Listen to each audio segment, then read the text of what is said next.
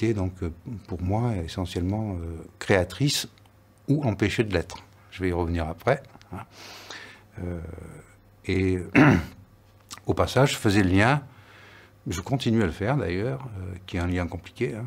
Je pense qu'il est vraiment compliqué, mais je continue à le faire le lien entre créativité et santé.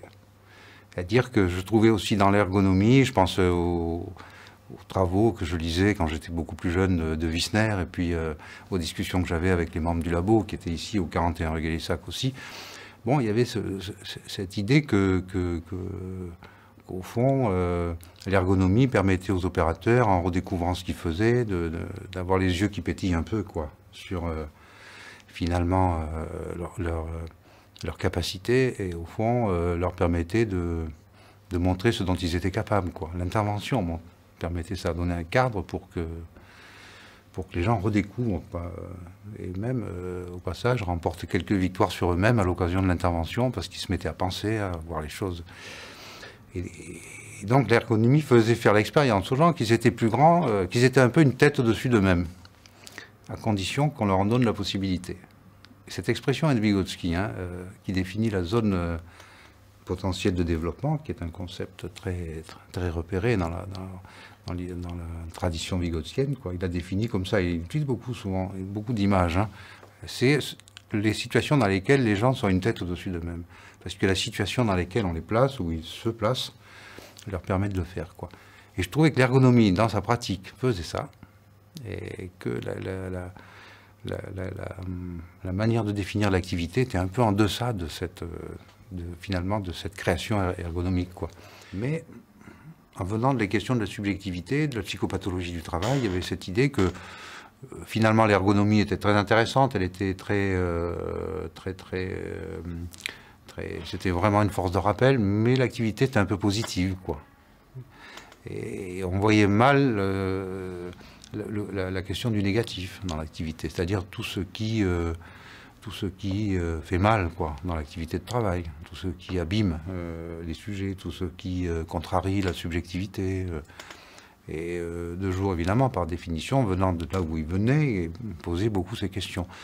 Et moi, j'ai passé pas mal de temps à ruminer un peu sur tout ça, quoi. Comment rendre compatible, si c'était possible, mais bon, quand on fait de la recherche, on a besoin de se raconter des histoires, hein, donc je cherchais à rendre compatibles les modèles, c'est un peu ça le métier de chercheur, quoi, en les éprouvant au contact des résultats. Et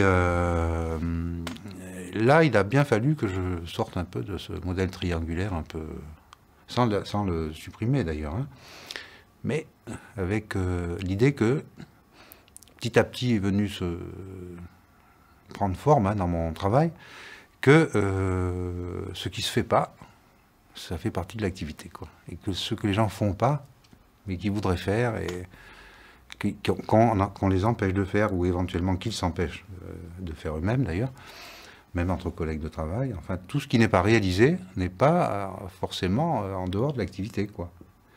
Avec cette idée qu'au fond l'activité réalisée n'a pas le monopole de l'activité.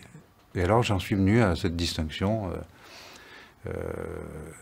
qui me permettait de me mesurer avec ce qu'avait d'important pour moi les dimensions de la psychopathologie du travail, parce que quand on a un peu l'expérience de l'intervention, quand on est psychologue en plus, ce côté de l'empêchement, quoi, ce côté de la contrariété, ce côté de l'activité avortée, quoi, difficilement contestable, quoi. D'ailleurs, les ergonomes eux-mêmes, ils font avec, et c'est même à la limite une partie de leur travail de pouvoir renverser ces situations pour que la création reprenne, hein.